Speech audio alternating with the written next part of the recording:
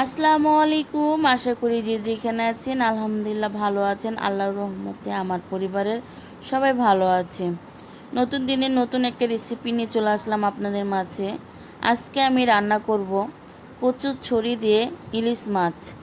কিভাবে রান্না করব এবং খুবই অল্প মশলা দিয়ে রান্না করব তা আপনাদের মাঝে শেয়ার করার জন্য ছোট্ট একটা ভিডিও নিয়ে চলে আসলাম।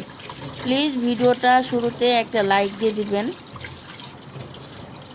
আমি সর্বপ্রথমে মাছগুলো কেটে নিয়েছি এবং ভালো করে লবণ দিয়ে মাছগুলো ভালো করে ধুয়ে নিয়েছি।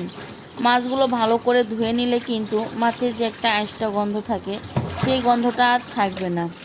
তো আমি সর্বপ্রথমে মাছগুলো লবণ দিয়ে ভালো করে ধুয়ে নিলাম। দেখতেই পাচ্ছেন আমার মাছগুলো দিয়ে কিন্তু কোনো ধরনের রক্ত বের হচ্ছে না। মাছগুলো ধোয়া শেষের দিকে। এখন আমি মাছগুলো উঠিয়ে নিচ্ছি। মাছগুলোতে আমি সর্বপ্রথমে হালকা হলুদ এবং হালকা লবণ দিয়ে মেখিয়ে রাখবো। মাছগুলো পানি ঝরে গিয়েছে। মাছগুলো থেকে কিন্তু পানি অবস্থায় লবণ আর হলুদ দিলে কিন্তু মাছে কিন্তু লবণ হলুদটা লাগবে না। পানিটা ঝরার পরে কিন্তু হলুদ এবং লবণ দিয়ে ভালো করে মাখিয়ে নেবেন।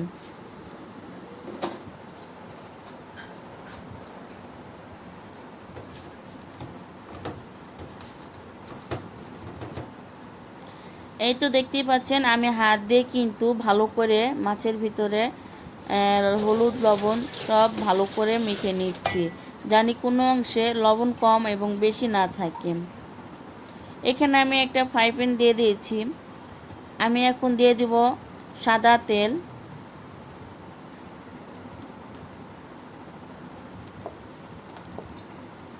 তেলটা গরম হয়ে আসা মাত্রই দিয়ে দিব আমি মাছগুলো।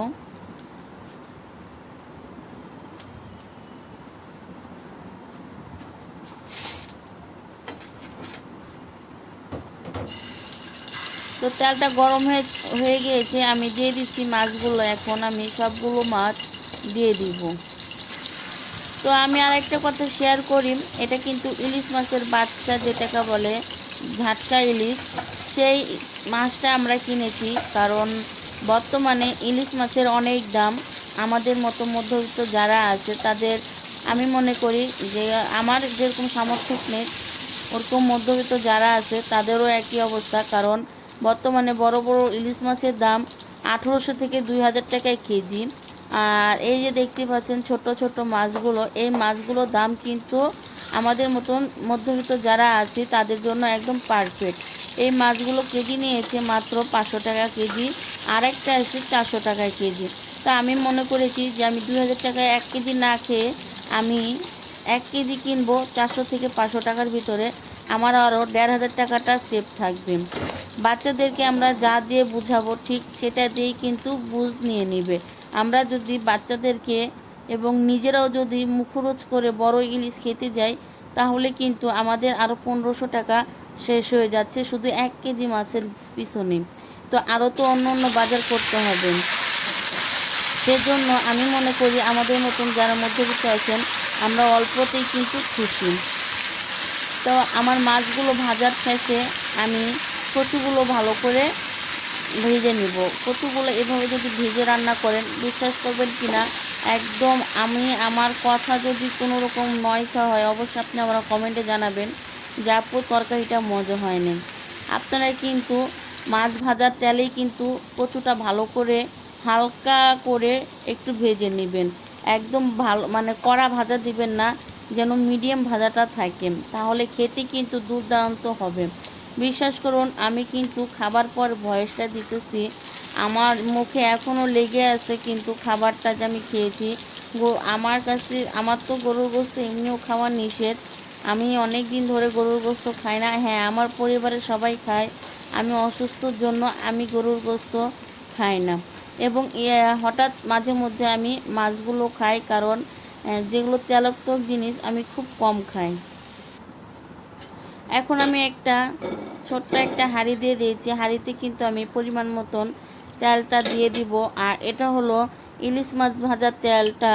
আমি তেলটা রেখে দিই নাই, কারণ এই তেল দিয়ে কিন্তু আমি কচুগুলো ভেজে নিয়েছিলাম।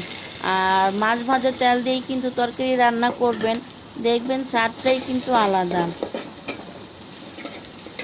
তো আমি এখানে পরিমাণ মতন পেঁয়াজ কুচি নিয়ে ভালো করে নাড়াচাড়া দিয়ে নিচ্ছি। আর একদম আমার গ্যাস ছিল না বাসাতে, প্রতিদিনই একই কথা। কারণ হলো আমি যে টাইমে রান্না করতে উঠি 6টার দিকে এখন উঠি, যেহেতু আমি অনেক অসুস্থ, তার জন্য আমাকে অনেকগুলো ওষুধ খেতে হয়। আমি ওষুধ খাওয়ার পরপরই ঘুমিয়ে যাই।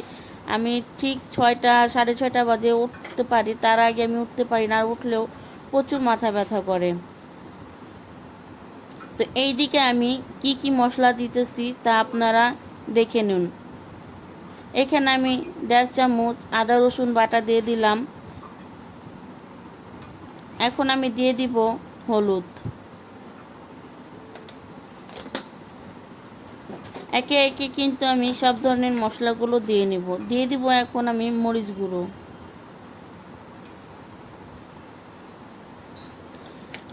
1.5 চামচ মরিচ গুঁড়ো দিবেন। আপনাদের তরকারি অনুযায়ী এবং ঝাল অনুযায়ী আপনারা মশলা খাবেন।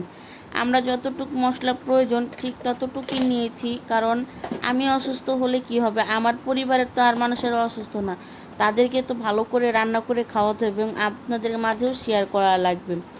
এই ভিডিওটা জাস্ট আমার যে ভাই বোনেরা ব্যাচেলার আছেন তাদের জন্যই বেশি উপকারে আসবে। কারণ হলো ভাইয়া আপুরা অনেকে রান্না করতে পারে না, অনেক সময় কিন্তু মোবাইল দেখেই রান্না বান্না করে।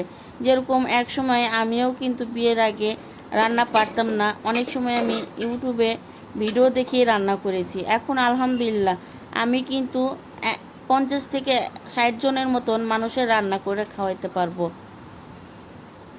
তো আমি মশলাগুলো পেঁয়াজ যখন লাল লাল হয়ে আসছিলো ঠিক তখনই কালারটাও সুন্দর থাকে এবং খেতেও কিন্তু খুবই ভালো লাগে। মশলাটা ভালো করে কষিয়ে নেওয়ার পরে আমি 5 মিনিট রাখার পর আমি কচুগুলো দিয়ে দিব। তো দিয়ে দিলাম কচুগুলো।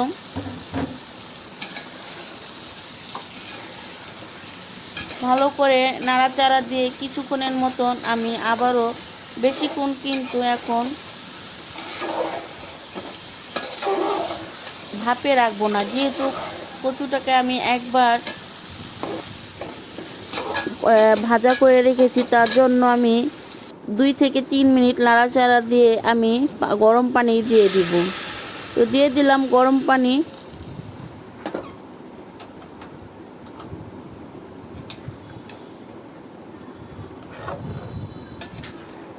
তরকারিটা কিন্তু একটু লেগে গিয়েছিল, সরি। আপনাদের হয়তো বা বলবেন যে আপু ভিডিও দেখাইতেছেন, তরকারিটা লেগে গিয়েছে কেন? তো আমার তো বাসায় অনেক কাজ থাকে, যারা আমার প্রতিদিনের ভিডিও দেখেন তারা তো অবশ্যই জানেন যে আমি ব্লগ ভিডিও বানাই এবং 2 দিন ধরে শরীরটা খুবই খারাপ যাচ্ছে আমার ছোট মেয়ের, এই জন্য কোনো ব্লগ ভিডিও বানাইতে পারতেছি না। বাসায় রান্না করতেছি, তখন আমি আপনাদের মাঝে এই রান্নার রেসিপিটাই শেয়ার করলাম। তো তরকারিটা যখন আমি চুলায় রেখে গিয়েছিলাম ঠিক সেই সময় গ্যাসটা একটু জোরে চলে আসছিলো, এই জন্য তরকারিটা লেগে গিয়েছিল। তো তরকারিটা হয়ে আসতেছে তখনই আমি দিয়ে দিলাম মাছ ভাজাগুলো। কিছুটা মাছ কিন্তু আমি তুলে রেখেছি, যেহেতু আমার শাশুড়ি আম্মা কচুর তরকারি ওরকম খেয়ে মানে পছন্দও করে না, তরকারি জাতীয় জিনিসই পছন্দ করে না, ভাজা জিনিস পছন্দ করে। তার জন্য ইলিশ মাছ ভাজা আমি তুলে রেখে দিয়েছি আমার শাশুড়ি মা এবং বড় মেয়ে আর আমার হাজব্যান্ডের জন্য। তো দেখতেই পাচ্ছেন আমার তরকারিটা কিন্তু মাশাল্লাহ দিলে খুবই লোভনীয়ভাবে রান্না হয়েছে। বিশ্বাস করুন আমার কিন্তু জিভে এখনই জল চলে আসতেছে, কারণ তরকারিটা আমি খেয়ে ভয়েসটা দিতেছি।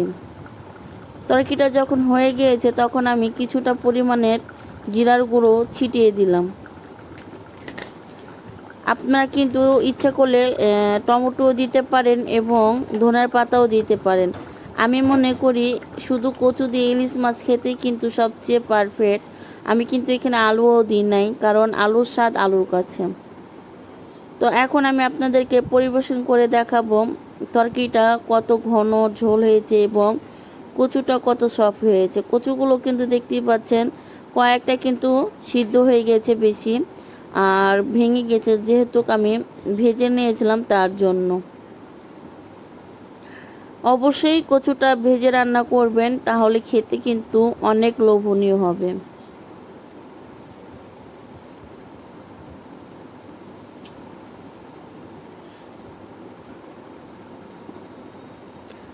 আমার আরেকটা রিকোয়েস্ট, যে সকল ভাই বোনেরা এখন পর্যন্ত একটা লাইক দেন নাই, প্লিজ একটা লাইক দিয়ে আমার চ্যানেলটাকে সাবস্ক্রাইব করে আমার পাশে থাকার জন্য অনুরোধ রইল। চ্যানেলটা যদি ভিডিওগুলো ভালো লাগে অবশ্যই পাশে থাকবেন। আর পাশে থাকার জন্য সবাইকে অসংখ্য ধন্যবাদ। অনেক অনেক সুন্দর সুন্দর কমেন্ট আমি ইদানিং পাচ্ছি আমার সকল ভাই বোনদের মাঝে। তো সবাইকে অসংখ্য ধন্যবাদ আমার ভিডিওটা দেখার জন্য। আসসালামু আলাইকুম। ভালো থাকবেন এবং সুস্থ থাকবেন। নতুন নতুন ভিডিও পাওয়ার জন্য চ্যানেলটাকে সাবস্ক্রাইব করে রাখবেন। আল্লাহ হাফেজ সবাইকে।